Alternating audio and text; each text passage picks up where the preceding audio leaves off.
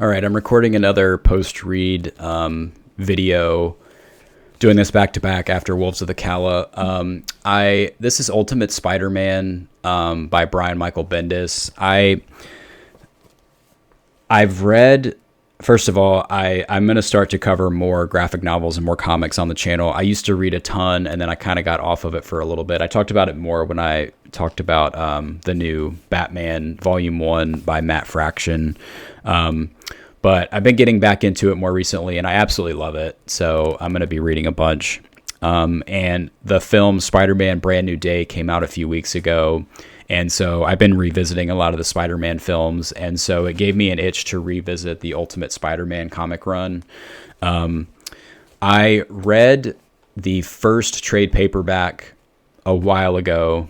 And I mean, I think this might have started in like 2000, 2001, this comic run. So it's been a long time.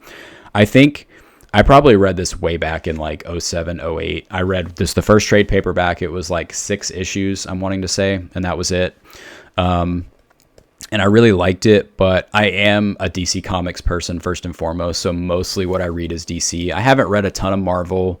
I read the Civil War thread, and I really enjoyed that. I read that after that movie came out like 10 or so years ago. And then I did read the Infinity Gauntlet when the Infinity War and Endgame sequences are all coming out. I know there's more to the Infinity Saga that I would like to read by Jim Starlin, but I just read the Infinity Gauntlet.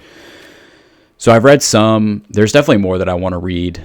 There's some Fantastic Four runs I'd like to get into. I'd like to read Planet Hulk and a lot of other things. But with Spider-Man kind of being back in the kind of having a big cultural moment, it gave me the itch to go back and read this Ultimate run, because I really, really liked when I read the very, very first volume. So it's by Bryan Michael Bendis, who I think is a fantastic writer. Bagley is the artist, and is it maybe Mark Bagley? I'm not sure. I might be getting that wrong, but this is what I think is pretty cool about this, actually, is Marvel's doing this new kind of collection type called an epic collection, where they basically put together 2 trade paperbacks into one set. So instead of getting like 6 or 7 issues, you'll get 13 or 14, which I think is pretty cool. So this is the first one. It's called Learning Curve, but again, it combines both of those first 2 trade paperbacks. So if I envision Spider-Man, this is what I envision from this run. I think that they do such a good job of showing you the tension of Peter Parker. Kind of like, once he gets his powers, he has the tension of like, he's a student, he's trying to be a student, he's trying to work a job, he's trying to have his relationship with Uncle Ben and Aunt May and his friends like Mary Jane. But then he feels the responsibility and the weight of the powers and what he can do. And it's kind of that push and pull. I think this does it so well. And I think some of what we see in the Tom Holland movies, I think they kind of pull from this in some ways, which I think is awesome. And what I think is very cool in this is that you do get a lot of time with just Peter himself. Even after he becomes Spider-Man, you see Peter as he, is in high school, and just time with his friends, time with Mary Jane, time with him working at the Daily Bugle. I think that this kind of first run gives you such a good insight into all of that. So this collects the first 13 issues of Ultimate Spider-Man, and even if you just read this and didn't go any further, I think it's such a good introduction, because again, you get Peter Parker, you see how he's getting bullied at school, but he still has his friends. He's incredibly smart. You can tell he obviously has some trauma in his past. He's living with Uncle Ben and Aunt May. All this stuff is set up really, really well. And then his class goes to Oscorp on a field trip, and that's where he gets bit by the spider. And Norman Osborn is just basically just a pure villain from the beginning. He's a jerk to everybody. He's just like a maniacal, power hungry, money hungry businessman. So he gets bit by the spider, and then he starts, obviously, like, he's in school. He's starting to have like his body's changing and reacting to the, this whatever genetically modified spider that's bitten him. And so he's starting to like have all of these like moments where he can't control what's happening, essentially. What I do think is interesting in this is that Norman Osborn basically knows like right away that, hey, all these kids are saying he's been acting weird at school. He's able to like, he was just this puny kid. Now he's able to beat like these football players and fights and stuff like that. Norman Osborn knows immediately that he's Peter Parker. That Spider-Man is Peter Parker, essentially. And so even before he really becomes Spider-Man, Norman Osborn is like sending people after Peter because they want to like study him and figure out what's happening. And they don't want like, he doesn't want anything to like impact his business, even if that means like killing Peter, which I think is kind of crazy. So Norman Osborn is just introduced basically as a villain right from the start. It goes through we've seen it in some of the movies, but it goes through the typical thing where Spider-Man kind of tests his powers to try to make some money with the kind of the wrestling thing. That's where he gets the name Spider-Man. That's where he gets like the first iteration of his suit.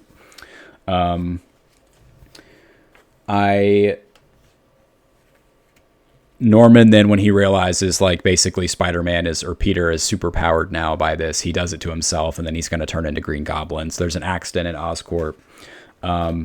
It has the typical sequence of the murder of Uncle Ben, which I think it's always sad, but it's done really, really well in this because I really like the portrayal of Uncle Ben in this. Like he seems like a little bit of an older uncle, but he comes across as somebody that's just incredibly wise. And like, he knows Peter's going through a lot. He gives him his space, but he still tries to step in and really help him and challenge him and push him. And so he gives him that just like fantastic, great power, great responsibility. I think it's so good in this. So I think it's excellent. And then of course, like the murder happens and Spider-Man chases his murderer. And there's that whole, we've seen some of that in the movies as well, but I think it's done well. That's when basically he decides, after he's having the echoes of great power, great responsibility, he decides to use his powers for good and to go after criminals, essentially. After that, that's when he really starts to become Spider-Man as we would know him. J. Jonah Jameson gets introduced with the Daily Bugle, and I think it's awesome because, again, he's such a good, and I just see J.K. Simmons in that as well after the movies and everything. But then we get the introduction of like the first true villain, which is going to be, of course, Green Goblin. He attacks their high school because, again, he's after Peter. Like, he knows he's trying to take him out, essentially. So you get a really good, like, first basically confrontation between Spider-Man and a major villain like Green Goblin.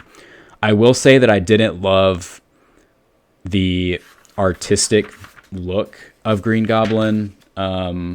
I just thought it was a little bit too, like, I don't know. I liked kind of more of the tactical suit approach, like in the Sam Raimi movies. But in any case, I think it's a good back and forth. And I think it's a good introduction from a villain perspective to have this be like the first true villain that Spider-Man faces because of the connection with Oscorp and everything.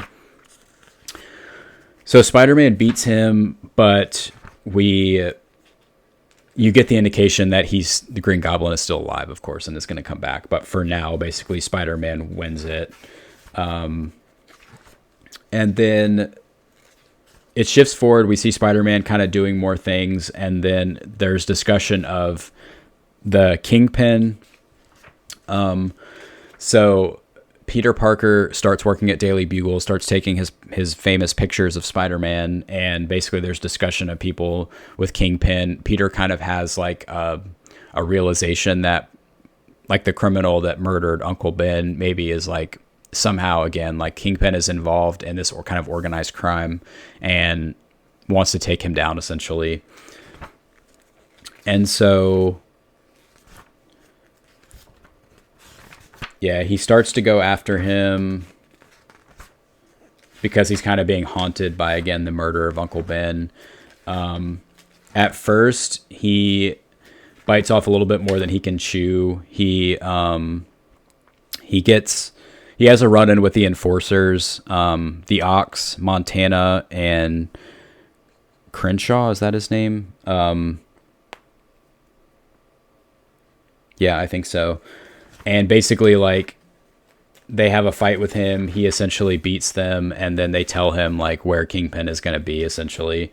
All the while, too, the police like don't know exactly, like they're trying to arrest Spider-Man. So there's kind of that back and forth of like, is he a vigilante? He's being like put negatively in the press and the Daily Bugle, which is such like a patented Spider-Man trope. All the while, his relationship with Mary Jane, like you can tell they like each other, but again, it's that kind of like awkward teenage high school thing where they like don't know how to express it, and Spider-Man is like, his responsibilities as Spider-Man is pulling him away from being able to actually like be present with her, and it's causing some tension. After this, Spider-Man directly confronts Kingpin. He initially gets defeated by them and takes like bites off way more than he can chew. His mask actually, like, he gets revealed for who he is, and they basically like Kingpin just discards him. So Spider-Man kind of has to recover, and then